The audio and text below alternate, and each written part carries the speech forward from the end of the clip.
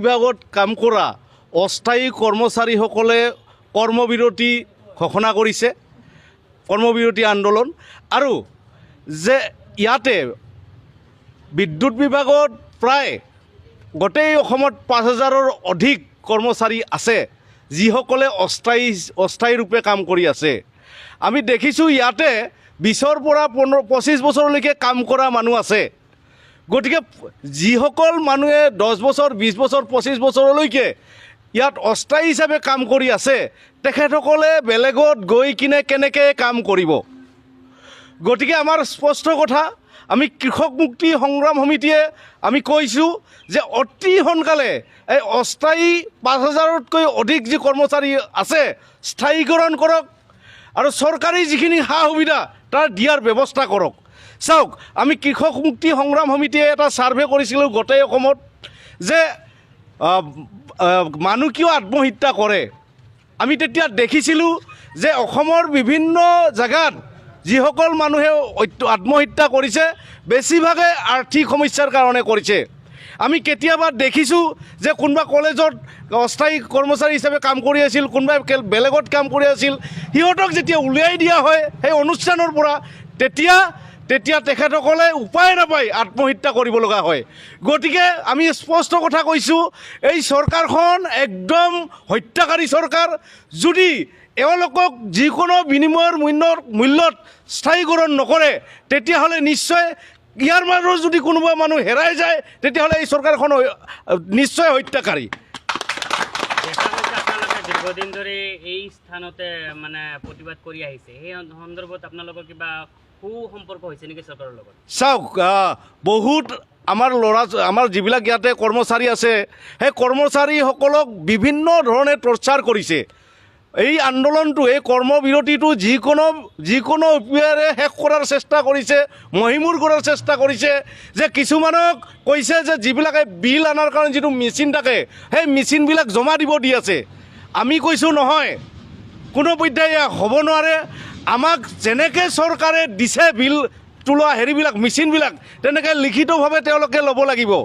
চাওক, এইখিনি মানুহ আজি ইমান দিন ধৰি এনেকৈ কাম কৰি আছে, এওঁলোকৰ ওপৰত এনেকৈ অত্যাচাৰ চলোৱাটো আমি কৃষক মুক্তি সংগ্ৰাম সমিতিয়ে কেতিয়াও চাব নোৱাৰোঁ বা চাই থাকিব নোৱাৰোঁ। সেইকাৰণে আমি আহিছোঁ।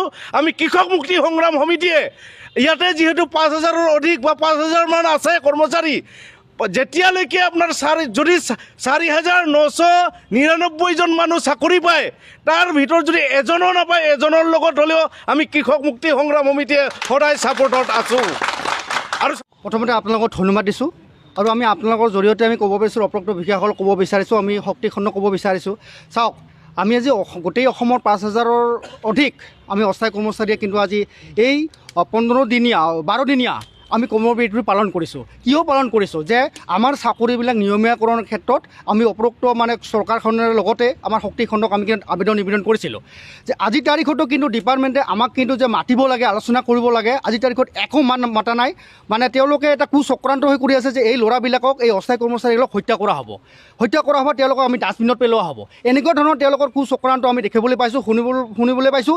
আৰু যাৰ পৰিপ্ৰেক্ষিতত আজি সকলো অফিচাৰসকলে আমাক এনেকুৱা ধৰণে ভয় ভাবুকি প্ৰদান কৰি আছে যে এই ভয় ভাবুকিত আপোনালোকে দৌৰি পলাওক আৰু এই সংগ্ৰামখন মানে মুখীমূৰ হওক। কিন্তু আমি সুকিয়াই দিব বিচাৰিছোঁ, এই আন্দোলন কেতিয়াও স্তব্ধ নহয়। আমি 12 দিনীয়া কাৰ্যসূচী লৈছোঁ, আমি 12 দিনীয়া কাৰ্যসূচী পালন কৰি যাম। আৰু ইয়াৰ উপৰিও আমাৰ 25 তাৰিখে আন্দোলন আৰু অব্যাহত আছে। যদি এই 12 দিনৰ ভিতৰতে অসম চৰকাৰ তথা আমাৰ শক্তিখণ্ডই যদি আমাক মানে নামাতে বা আলোচনা নকৰে, ইয়াতকৈ তীব্ৰতৰ আমি আন্দোলন কৰি যাম। আৰু ইয়াৰ লগে লগে মই এটা কথা ক'ব বিচাৰিছোঁ যে আমাৰ কিছু এই ডিপাৰ্টমেণ্টৰ শক্তিখণ্ডত কিছু আমাৰ পাৰ্মানেণ্ট ইউনিয়ন আছে।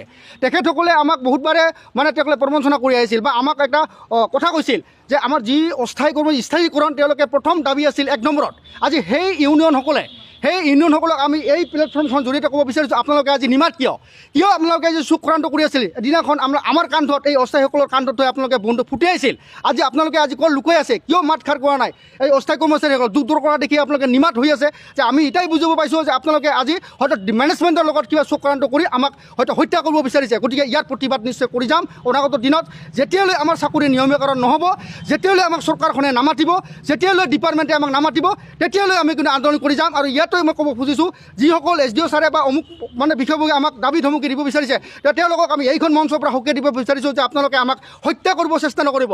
আৰু হত্যা কৰিব খুজিলে কিন্তু 5,000 কৰ্মচাৰীয়ে নহয়, 5,000 কৰ্মচাৰী 3জন কৰি যদি আপুনি হিচাপ কৰে, আপোনাৰ 15জন মানুহ হ'ব। গতিকে 15জন মানুহ ৰাজপথত ওলাবলৈ সাজু আছে, 15,000 ওলাবলৈ সাজু আছে। গতিকে আপোনালোকে এই 15,000 মানুহক কিন্তু হত্যা নকৰিব। আৰু ইয়াৰ দায় যদি এজন মানুহৰ কিবা কাৰণত হত্যা হয়, গতিকে এই দায় কিন্তু অসম চৰকাৰৰ ডিপাৰ্টমেণ্টে ল'বলৈ বাধ্য হ'ব লাগিব, মই সকীয়াই দিছোঁ।